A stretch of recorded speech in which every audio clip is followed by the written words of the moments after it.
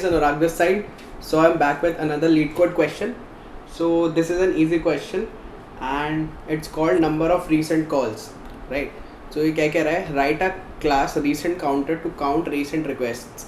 तो एक क्लास हमें बनानी है जिसका नाम है recent counter और इस क्लास में सिर्फ एक ही मेथड है जिसका नाम है ping t.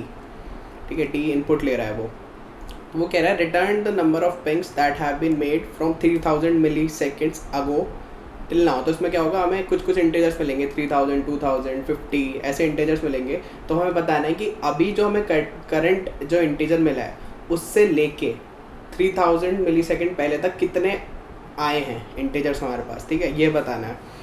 तो अगर हम इसे करके देखना चाहें तो यही जो एग्जांपल इन्होंने इनपुट दे रखा है इसको उठाते हैं, कॉपी, ठीक है, और पेस्ट. तो इन्होंने क्या एग्जांपल दिया है, 1, 100, 3001 और ये 3002 की जगह लेट्स टेक 6003. ठीक है, तो सबसे पहले आएगा 1. तो जब 1 आएगा तो उससे पहले तो कोई पिंग ही नहीं आई है. तो कितने नंबर ऑफ़ कॉल्स हो गए अब तक, यहाँ पे हम लिखेंगे नंबर ऑफ़ कॉल्स. तो एक ही नंबर ऑफ़ कॉल है, वो है ये खुद 1. ठीक है, तो 1 हो गया हमारा. फिर हम आएंगे 100 पे. तो 100 से लेके 100 माइनस 3000 सेकेंड्स, मतलब कि बेसिकली 32990 सेकेंड्स पहले तक का हमें देखना है. तो अगर कोई भी नंबर 3000 से पहले छोटा आ रहा है या 3000 ही आ रहा है, यानी कि लेस देन इक्वल टू 3000 है, तो वो तो पक्का इंक्लूड होगा ही होगा. ठीक है, कोई उसमें सोचने की बात ही नहीं है, क्योंकि वो कह रहे हैं 3000 मिली सेकेंड पहले तक का तुम्हें बताना है. तो अगर कोई नंबर 3000 या उससे कम आ रहा है तो वो तो पक्का इंक्लूड हो गई. और क्वेश्चन में ये भी गिवन है कि इंक्रीजिंग ऑर्डर में आएंगे तुम्हारे पास. ठीक है, it is guaranteed that every call to ping uses a strictly larger value of T than before. तो लेट्स से कि एक बार हम पे आया 50, एक बार आया हम पे 100, एक बार आया हम पे 150. ठीक है, तो ये तीनों क्या है, 3000 से छोटे हैं, तो ये तीनों तो पक्का इंक्लूड होंगे ही होंगे, राइट. तो इस केस में जब हम 150 पे खड़े होंगे तो 3 कॉल्स हो जाएंगी. तो हम वापस आते हैं अपने डिस्कशन पे. ठीक है, तो हम यहाँ पे थे, 100 आएगा. 100 क्योंकि 3000 से छोटा है तो वो सीधा हम कर देंगे कि 3000 भी इंक्लूड होगा आंसर में. तो उससे पहले एक और कॉल आ रखी है. फिर हम आएंगे 3001 पे. ठीक है, 3001 पे हम जैसे आएंगे तो हम क्या देखेंगे कि 3001 तो 3000 से बड़ा है, तो हम क्या करेंगे 3001 माइनस 3000 करेंगे. तो ये इसका क्या आंसर आएगा 1.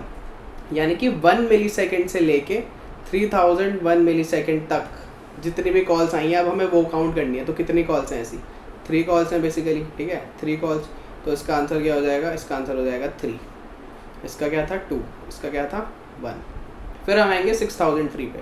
तो जब हम 6003 पे आएंगे तो 6003 के अगर हम 3000 से माइनस करें तो क्या आएगा, 3003 आएगा.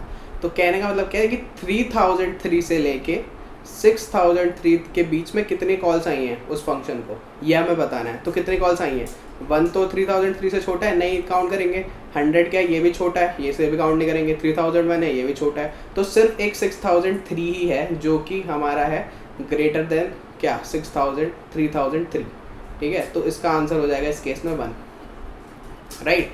तो काफ़ी ईजी सा क्वेश्चन है. तो इसके लिए हम क्या करेंगे, इसमें हमें क्यू मेंटेन कर लेंगे. क्यू मेंटेन करके क्या फ़ायदा होगा मेरे को, क्यू मेंटेन करके हम क्या करेंगे, लेट्स से कि ये इनपुट है 100, 3001 और 6003, राइट. तो जैसे मैं आऊँगा मेरी क्यू एम्प्टी होगी शुरू में, तो मैं क्यू में क्या पुश कर दूंगा, पहला एलिमेंट, पहला टी जो भी आ रहा है उसको पुश कर दूंगा. तो मेरी क्यू में हो जाए क्या हो जाएगा 1 हो जाएगा अभी तक. ठीक है, उसके बाद और रिटर्न क्या कर दूंगा मैं, जब मेरे पास एक ही एलिमेंट आया तो एक ही आंसर होगा, ऑफ कोर्स सी बात है. उसके बाद आएगा 100.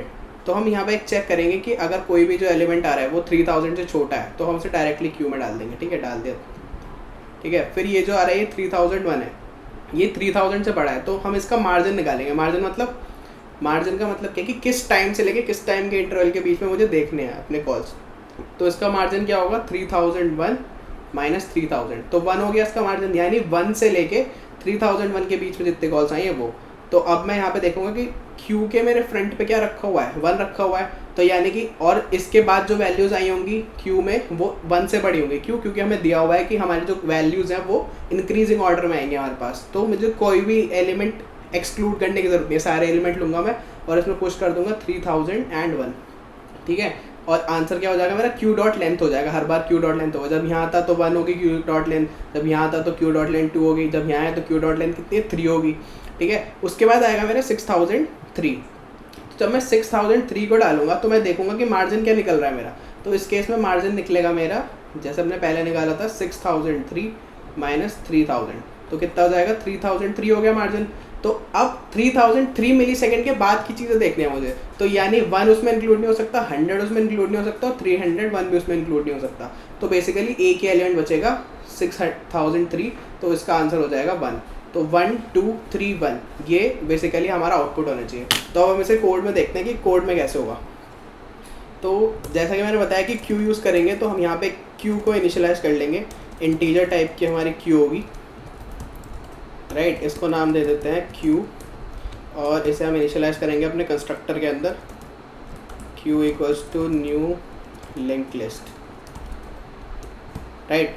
तो सबसे पहले जब मेरी क्यू एम्प्टी है, if queue dot size equal to 0, अगर मेरी क्यू एम्प्टी है तो हमने क्या देखा था, कुछ नहीं करना, जो एलिमेंट आया, पहला एलिमेंट आया उसको क्यू में पुश कर देना है और 1 रिटर्न कर देना है।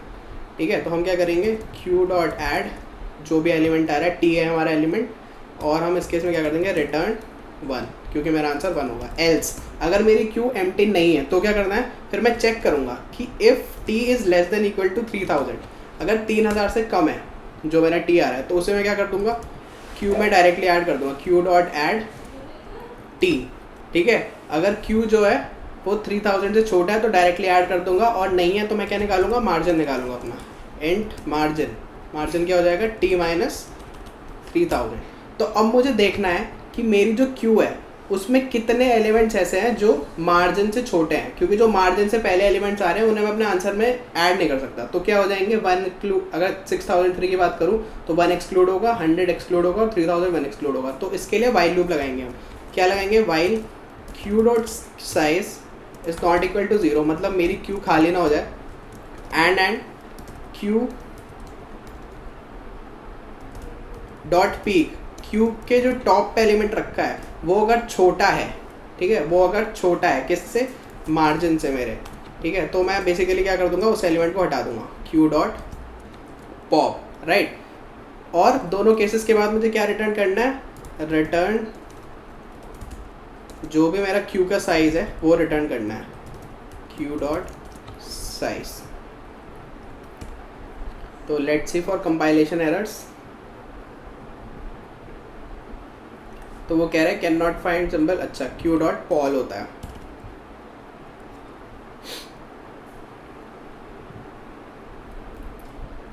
तो ओके सॉरी गाइस, तो यहाँ पे हम क्यू में अपना एलिमेंट तो ऐड करने भूल गए, क्यू डॉट ऐड टी, ठीक है, तो अब ये चल जाना चाहिए। तो ये एक्सेप्ट हो गया, अब इसे सबमिट करके देखते हैं। तो बेसिकली आंसर सबमिट हो गया है। तो this was an easy question. तो अगर तुम्हें समझ आ गया तो ठीक है, और समझ नहीं आया तो नीचे कमेंट्स में अपनी प्रॉब्लम्स डाल दो, और इंस्टाग्राम का हैंडल है @अनुराग कोड्स, वहाँ पे जाके भी तुम पिंग कर सकते हो। तो टिल देन बाय बाय।